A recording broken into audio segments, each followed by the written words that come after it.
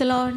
ప్రభువైన యేసుక్రీస్తు నామములో సలా ప్రార్థన మందిరం తరపున అందరికీ వందనాలు తెలియచేస్తూ కృపావాక్యం కార్యక్రమానికి ప్రేమతో మిమ్మల్ని ఆహ్వానిస్తున్నాం. రండి దేవుని వాక్యాన్ని చదువుకుందాం.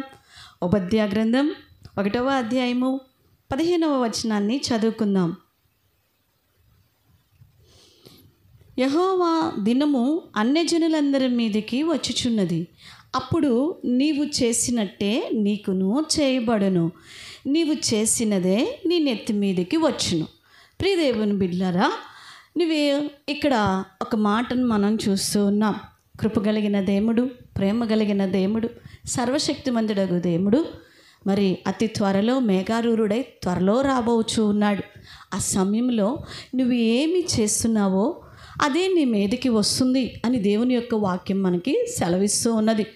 ఈరోజు నువ్వేం చేస్తున్నావు, నువ్వేం చేయటానికి ప్రయత్నం చేస్తున్నావో పరిశీలన చేసుకోనండి. మరి ఒక చిన్న స్టోరీ చెప్తా. ఒక రాజుగారి దగ్గర ఒక చాకలివాడు, ఒక కుమ్మరివాడు ఉన్నాడు. అయితే ఈ చాకలివాడు వస్త్రాలు చక్కగా ఉరుతుక్కొని వస్తూ ఉంటుంటే రాజుగారు ఆ యొక్క వస్త్రాలు వేసుకున్నప్పుడు చాలా సంతోషపడి ఆ యొక్క చాకలివాడిని మెచ్చుకుంటాడు. చాలా బాగా ఉతుకుతున్నావు, చాలా బాగున్నాయి వస్త్రాలు అని.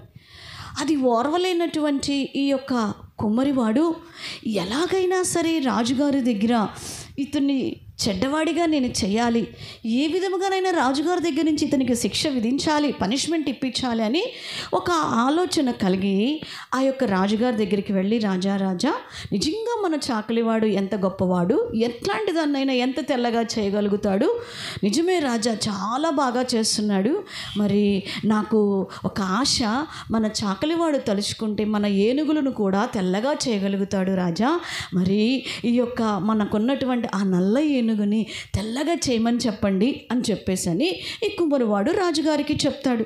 రాజుగారు ఆలోచన చేసి, నిజమే అతను కొంచెము ఒక మూర్ఖత కలిగినటువంటి, ఎవరు చెప్పినా నమ్మేసేటువంటి రాజు, కొంచెం కూడా ఆలోచన లేకుండా వెంటనే చాకలివాడిని పిలిపించి అంటాడు, అదిగో నువ్వు ఏం చేస్తావో నాకు తెలీదు, మన నల్ల వెనుగు తెల్లగా వచ్చేసేయాలి, అంత బాగా దాన్ని నువ్వు వాష్ చేయాలని చెప్పేసని చెప్తాడు.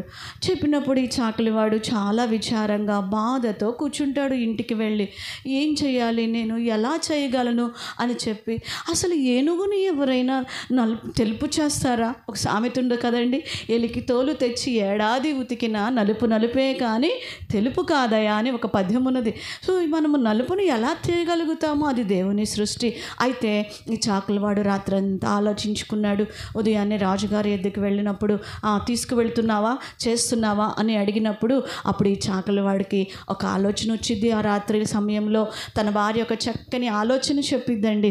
ఆ ఆలోచనతో సంతోషంగా రాజు సముఖం ఎదుట నిలబడతాడు. నిలబడి, రాజా మీరు చెప్పినటువంటి మీ కోరికను నేను తప్పకుండా నెరవేరుస్తాను. మరి ఆ ఏనుగుని నేను మంచి వైట్ వాష్ చేయాలి అంటే, తెల్లగా రావాలి అంటే, మొదట ఆ ఏనుగుని నేను కొంత మరి దాన్ని ఒక కుండలో పెట్టి కొంచెం సేపు నేను దాన్ని ఆ యొక్క వాటర్లో దాన్ని ఇలా పెట్టాలి, కాబట్టి దాన్ని సరిపోయేంత కుండ నాకు కావాలి అని చెప్పేసి అని అడుగుతాడు. అది కొంచెం ఆ హాట్ వాటర్లో అలాగా ఉండాలి కాబట్టి అది నేను కొంచెం మరిగించాలి కాబట్టి నాకు ఆ కుండ కావాలని అడిగినప్పుడు, ఆ కుండ మన కుమ్మరివాడు ఇంకా మంచివాడు, ఎంతో బాగా తయారు చేస్తున్నటువంటి నైపుణ్యత కలిగినటువంటి వాడు కాబట్టి ఏనుగు పట్టేంత కుండని తయారు చేస్తే నేను త్వరగా మీకు అది చేసి ఇచ్చేస్తానని చెప్పగానే ఈ యొక్క రాజు బుద్ధిహీనుడు వెంటనే వింటాడు కదండి. ఆ కుమ్మరి వాడిని కూడా పిలిపించాడంట. పిలిపించి వెంటనే ఏనుగు పట్టేంత కుండని నువ్వు తయారు చేసి, కుమ్మరివాడు ఉడకపెట్టేంతగా వాష్ చేసేంత కుండని నువ్వు తయారు చేసి ఇవ్వాలనగానే కుమ్మరివాడు బిత్తరిపోతాడండి. సరే ఆ కొండే కదా అని తయారు చేస్తాడు. తయారు చేయగానే ఆ ఏనుగు దాంట్లో పాదం పెట్టగానే ఆ కొండ ఏమైపోతుందండి, పగిలిపోతుంది. రాజా కుమ్మరివాడు సరిగా చేయట్లేదు, ఆ కుండ పగిలిపోతుంది, సరిగ్గా చేయమనండి అని చెప్పి అది ఆ యొక్క కుమ్మరివాని దగ్గరికి వెళ్ళేసరికి రాజుగారికి కోపం వచ్చి ఆ కుమ్మరివాన్ని శిక్ష విధిస్తాడు. చూడండి, ఎవరు తీసిన గోతిలో వారే పడ్డారు. ఈరోజు నువ్వేమి చేస్తావో అది నీ మీదకి వస్తుందని గుర్తుపెట్టుకో. ఒకరోజు దేవుడు రాబోతూ ఉన్నాడు. నువ్వు చేసే ప్రతి పనికి కూడా, ప్రతి దానికి కూడా, క్రియలకి రేపు నీకు అక్కడ ఫలం ఉన్నది. బైబిల్ గ్రంథంలో కూడా మనకి తెలుసు, ఎస్తేరు గ్రంథంలో హామాను అనే వ్యక్తి మనకు కనిపిస్తూ ఉంటాడు. అతను కూడా తన మర్దుకైకి హాని చేయాలని చెప్పేసి ఉరికొయ్యను తయారు చేస్తాడు. కానీ చివరికి చివరికి ఏమవుతుందండి, తను తయారు చేసిన ఆ కొయ్య మీద తననే ఊరి వేస్తారు. ఈరోజు నువ్వు ఎవరికైతే గోతులు తవ్వుతున్నావో, ఎవరికైతే హాని చేయాలనుకుంటున్నావో అది చివరికి నీ మీదకే వస్తుంది. నువ్వు ఏ క్రియలు చేస్తున్నావో అవి నీ మీదకి వస్తాయని గుర్తుపెట్టుకొని జీవించు. జాగ్రత్తగా ఉండు. నువ్వేం చేస్తున్నావు? ప్రభువు రాబోతూ ఉన్నాడు. నువ్వు చేసేదే నీ మీదకి వస్తుంది. తీర్పు ఉన్నది గుర్తుపెట్టుకొని నువ్వు చేసే ప్రతి పని భయముతో, వణకుతో ప్రభువు చూస్తున్నాడని నువ్వు చేయి. గర్విష్ఠులు కావద్దు, హాని చేయవద్దు. పరిశుద్ధముగా భయభక్తులతో నువ్వు ముందుకు వెళ్ళు. దేవుడు నిన్ను దీవిస్తాడు. ప్రార్థన చేసుకుందాం. పరిశుద్ధుడా, ప్రేమగల మా తండ్రి, నీకు వందనాలు, స్తోత్రాలు. ప్రభు, ఒక దినము రాబోచున్నది. ఆ దినమున మేమేమి చేయబోతున్నామో, ఏమి చేశామో అదే మా మీదకి రాబోతుందని మీరు చెప్పారు. నిజమే.